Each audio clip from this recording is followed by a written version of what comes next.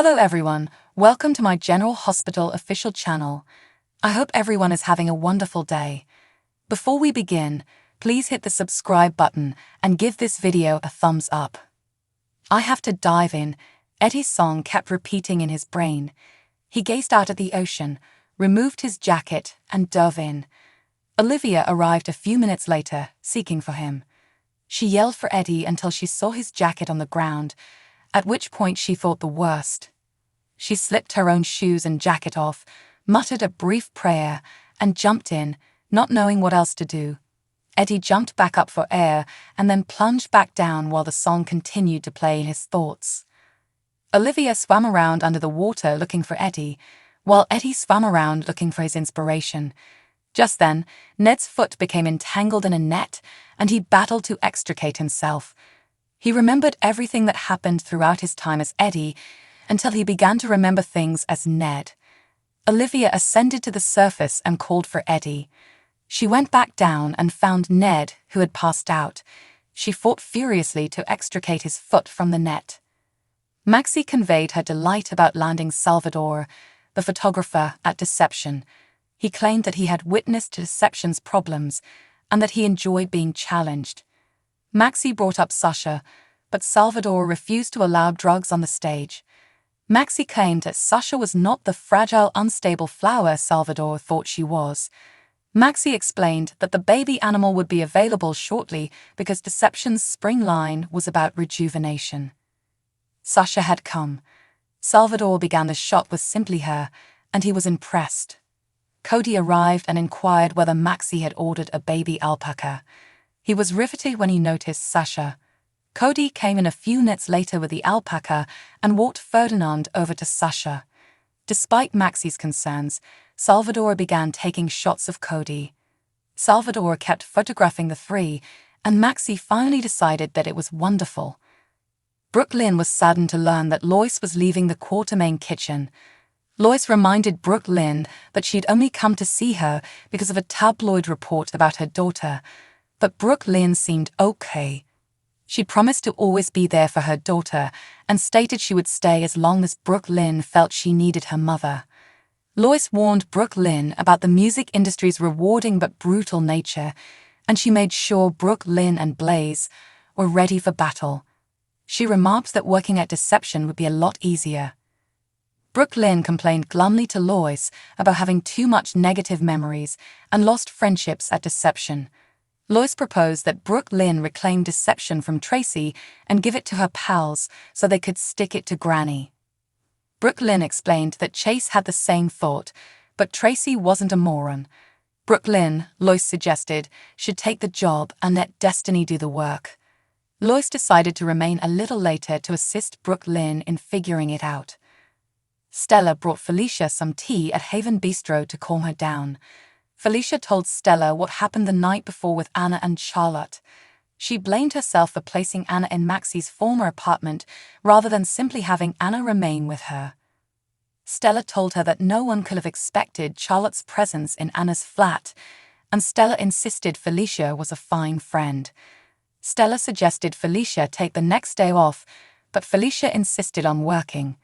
Stella was praised for her time. Felicia inquired about Curtis' condition, and Stella said that he was a fighter, but he was plainly in pain.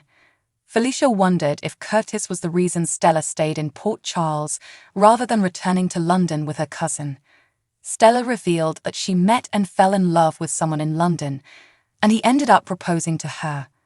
She'd refused him down because marriage would have meant permanently relocating to London while her family remained in Port Charles. Spencer saw Laura at Metro Court, and she wanted him to know that his cousin Charlotte had been shot the night before. She informed him what little she knew about what had happened and assured him that Charlotte was expected to recover completely. She added that she had something else vital to discuss with him. He assumed it was about Nicholas, and he didn't want to discuss Nicholas. Esme sat down with them and apologized for interrupting, but she was delighted to tell them about an upcoming appointment to look a fantastic apartment for her and Ace. Spencer grimly reminded Esme that she was not going anywhere with Ace, but Laura promised Esme that she would accompany Esme. Esme persisted on leaving because she was eager to be on her own. Spencer questioned why Laura would assist in taking Ace away from him. Laura reminded him that, while Ace will always require Spencer, he could not be a substitute father. Laura had stated that Spencer and Esme were not a couple, so Esme reasoned that it would be best to make the change before Ace was old enough to remember things being different. Spencer walked away, insisting that she was wrong and that Ace needed to stay with him. Anna approached Sunny's front door, and he wondered where she was headed. She needed to tell Valentin everything since she couldn't stay there forever. However, as a father, Sunny did not believe it was the appropriate moment. When the door was knocked on, Sunny let Dante in. Anna questioned whether he was coming to arrest her, but he said he was there to see her and give her some updates. He disclosed that Anna's apartment key, as well as spray paint of the same brand and color that had been used to write "murderer" on Anna's front door, had been discovered in Charlotte's backpack. Sunny thought the spray paint showed nothing. Anna added that she thought she knew who was after her, but she worried if he'd be heartless enough to coerce a youngster into doing his dirty work. She needed to speak with Valentin, so she left. Dante and Sunny agreed that a WSB agent using a youngster against Anna made no sense. Sunny inquired whether Charlotte was capable of targeting Anna herself, to which Dante replied that the evidence pointed in that direction. Charlotte began to awaken in her hospital room, with Valentin and Nina by her side. She was relieved to see them together. When Valentin inquired if she remembered what had happened, she understood Anna had shot her. She was curious as to what Anna had told Valentin, and he replied that because he hadn't left Charlotte, he hadn't yet spoken to Anna. He grilled her, but Nina argued that Charlotte needed to rest. Charlotte, on the other hand, wanted to tell Valentin what had transpired.